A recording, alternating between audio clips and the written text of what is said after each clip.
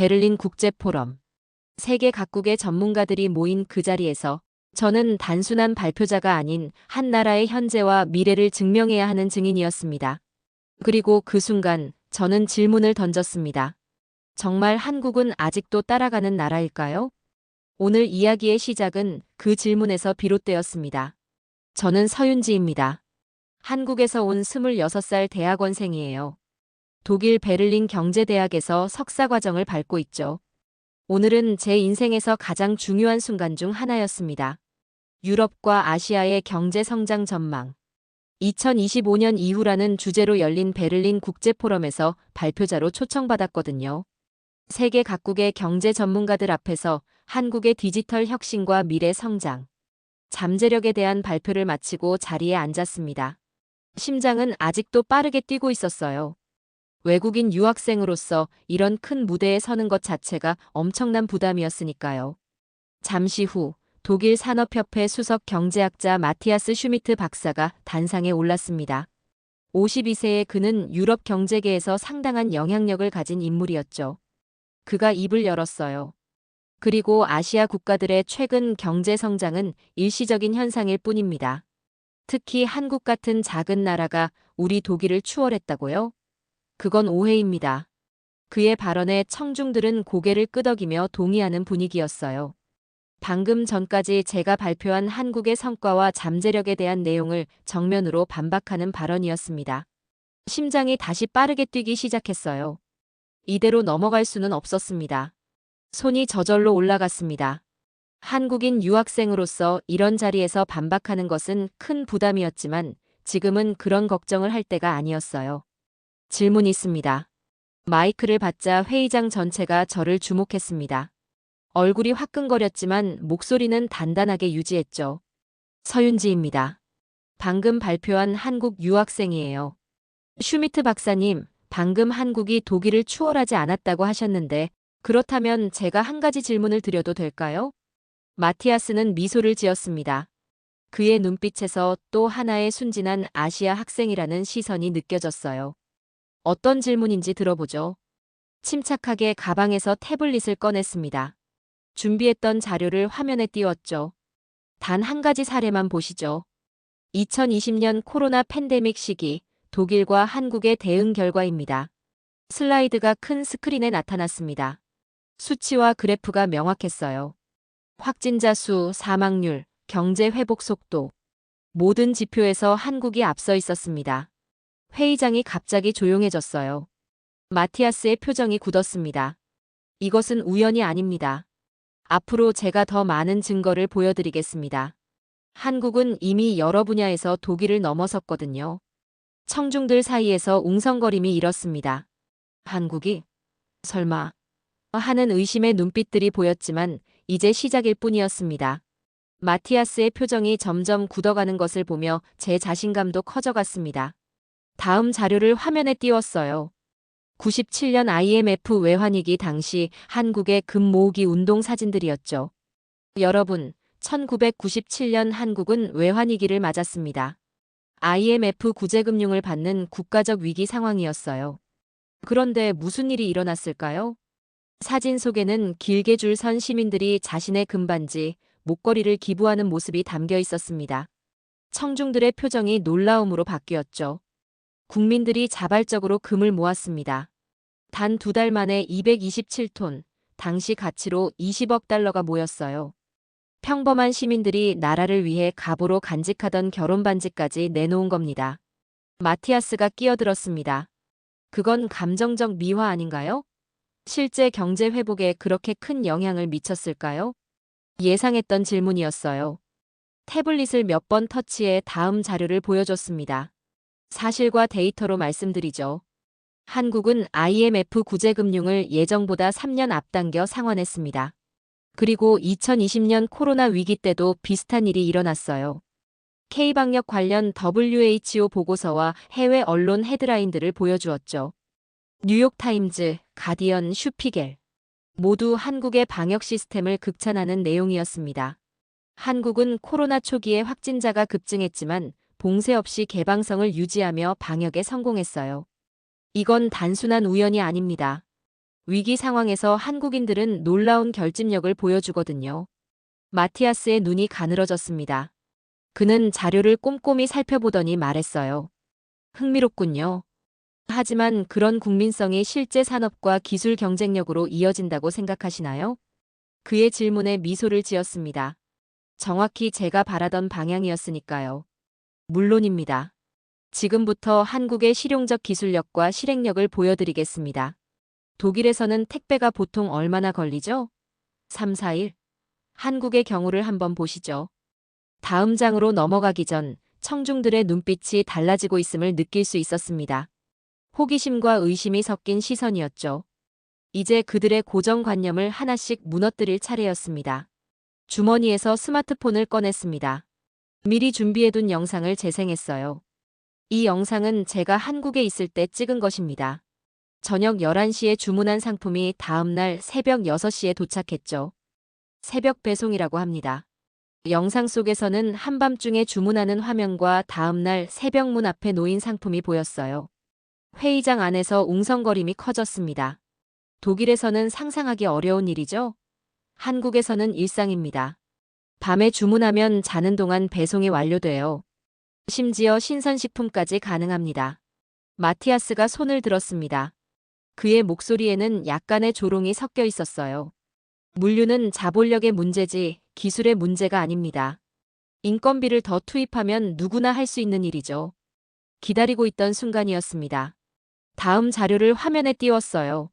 새벽 배송 물류센터의 자동화 시스템과 AI 기반 배송 최적화 알고리즘 데이터였습니다. 아니요, 실행력과 분석력의 문제입니다. 한국의 새벽 배송은 단순히 사람을 밤에 일하게 하는 게 아니에요. 완전히 다른 물류 패러다임이죠.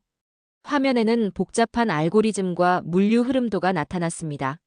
빅데이터 분석을 통해 어떤 상품이 어느 지역에서 얼마나 팔릴지 예측하고 그에 맞춰 사전에 물품을 배치하는 시스템이었죠. 이 시스템은 실시간으로 주문 패턴을 분석해 재고를 최적화합니다. 덕분에 한국은 세계에서 가장 빠른 배송 속도와 높은 정확도를 자랑하죠. 독일 물류회사 임원으로 보이는 한 청중이 고개를 저었습니다. 그래도 그건 인구 밀도가 높은 서울 같은 대도시에서만 가능한 일 아닌가요? 제 미소가 더 커졌어요. 이번에는 한국 전국 지도를 보여주며 물류 허브들을 표시했습니다. 한국의 시골 마을까지 새벽 배송이 가능합니다. 인구 밀도보다 중요한 건 시스템의 효율성이에요. 그리고 이런 혁신은 배송에만 국한되지 않습니다. 청중들의 표정이 진지해졌습니다. 마티아스도 더 이상 여유로운 표정이 아니었어요. 그는 팔짱을 끼고 집중하는 모습이었죠. 다음은 더 큰 그림을 보여드리겠습니다. 디지털 인프라, 특히 5G와 6G 기술에서 한국이 어떻게 세계를 선도하고 있는지 말이에요. 화면에 서울의 스마트시티 영상을 띄웠습니다. 도로 위에 자율주행 버스, 실시간으로 교통 흐름을 조절하는 AI 신호등, 그리고 도시 전체에 퍼진 공공 와이파이 시스템이 보였어요. 서울은 이미 완전한 5G 도시입니다.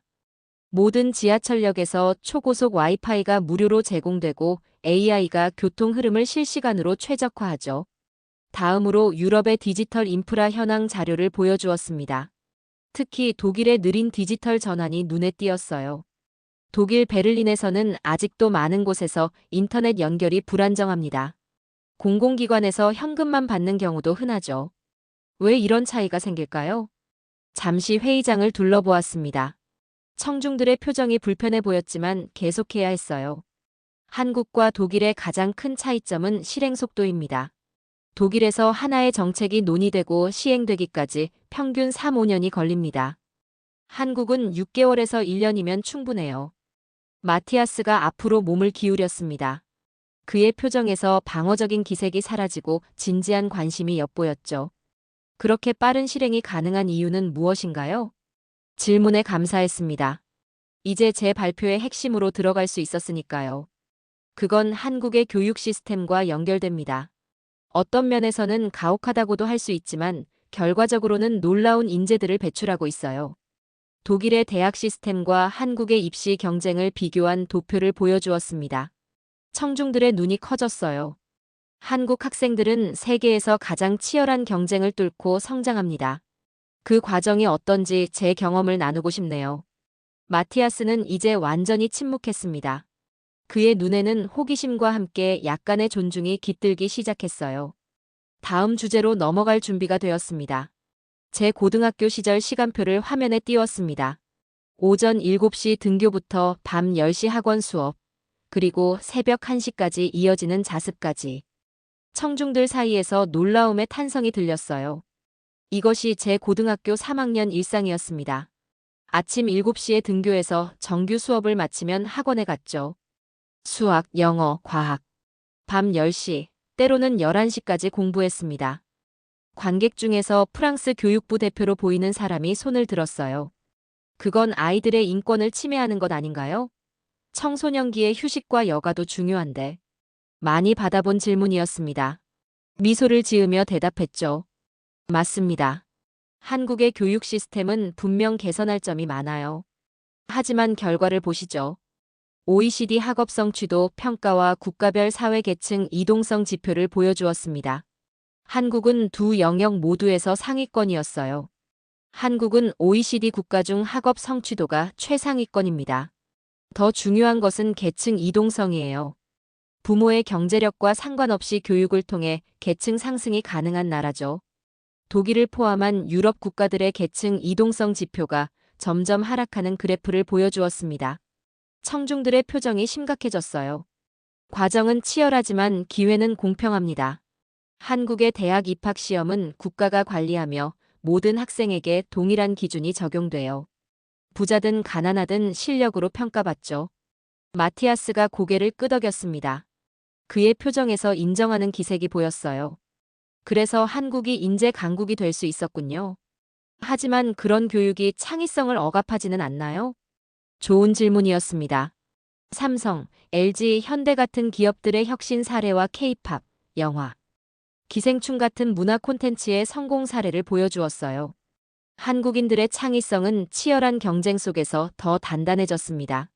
이제 그 창의성이 반도체 같은 첨단 산업에서도 빛을 발하고 있어요. 이제 본격적으로 산업 경쟁력을 보여줄 차례였습니다. 화면에 세계 반도체 시장 점유율 그래프를 띄웠어요. 반도체는 모든 디지털 기기의 두뇌입니다. 인공지능, 자율주행차, 로봇, 모든 첨단 기술의 기반이죠. 이 분야에서 한국은 이미 세계 최고 수준에 올라 있어요. 마티아스가 끼어들었습니다. 그의 목소리에는 약간의 방어적인 톤이 담겨 있었어요. 하드웨어는 곧 뒤처질 산업입니다. 소프트웨어와 AI 알고리즘이 미래의 경쟁력이죠. 예상했던 반응이었습니다. 미소를 지으며 답했어요. 그 하드웨어가 AI를 움직입니다.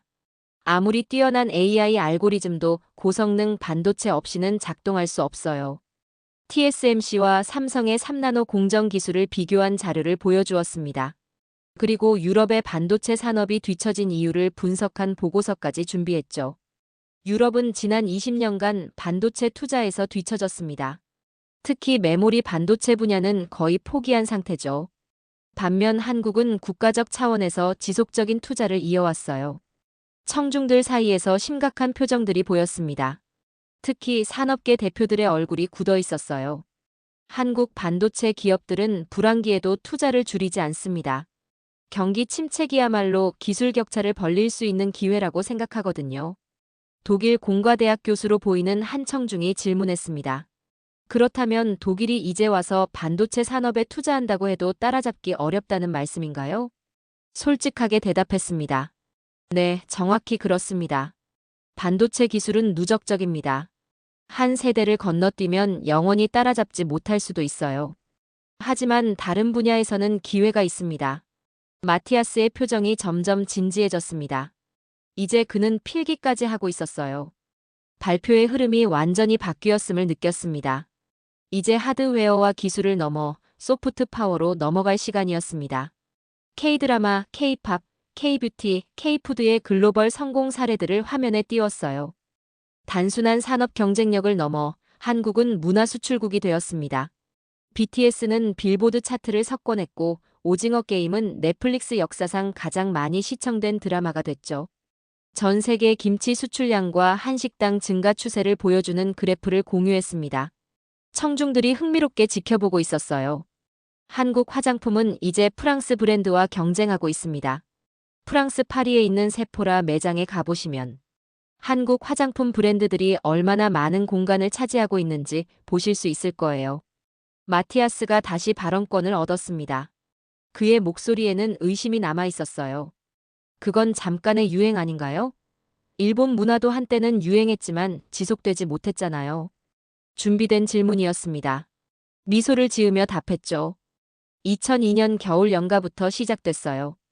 벌써 20년이 넘었습니다. 일본 문화와 다른 점은 한국은 문화 콘텐츠를 전략적으로 발전시켰다는 거예요. 한류의 경제적 파급 효과를 분석한 보고서와 국가별 한류 팬 증가 추세를 보여주었습니다.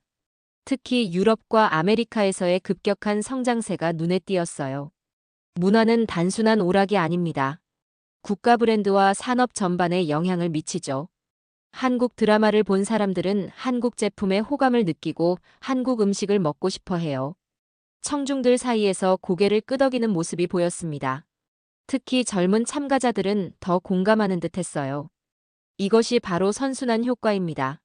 문화가 산업을 끌어올리고 산업이 다시 문화에 투자하는 구조죠. 이제 마무리할 시간이었습니다.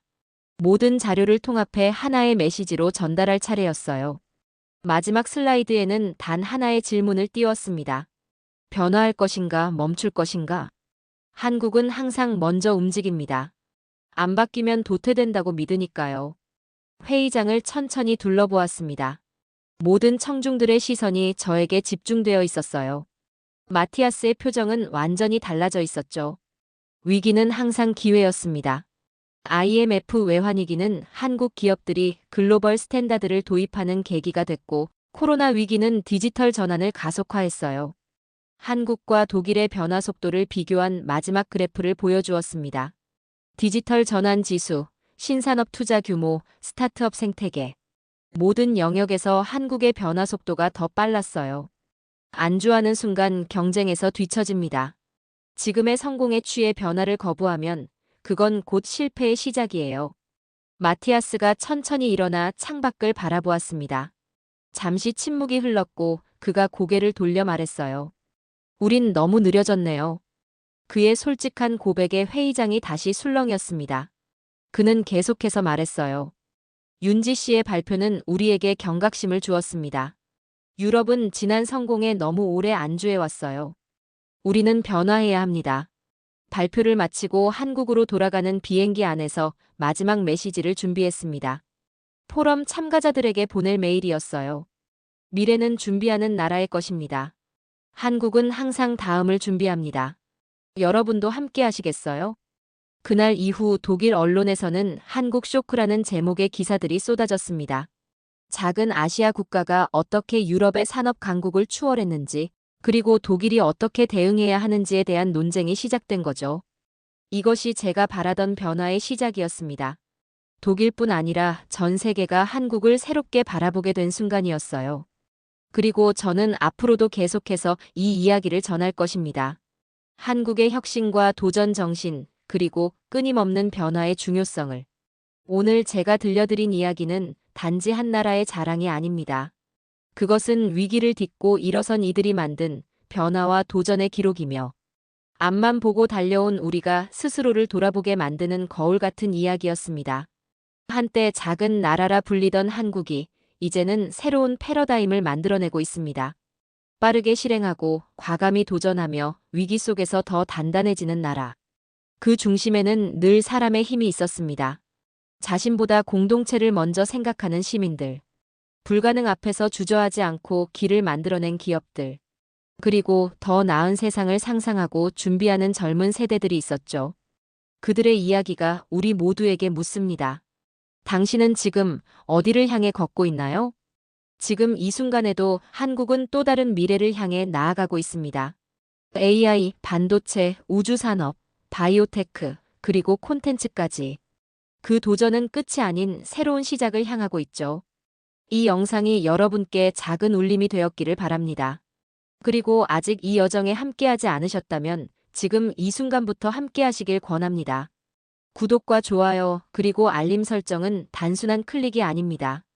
우리가 함께 앞으로 나아가겠다는 조용하지만 단단한 약속입니다. 대한민국, 그 이름이 가진 의미. 이제는 세계가 주목하고 있습니다. 그리고 다음 이야기에서 그 의미는 또 다른 모습으로 다가올 것입니다. 감사합니다.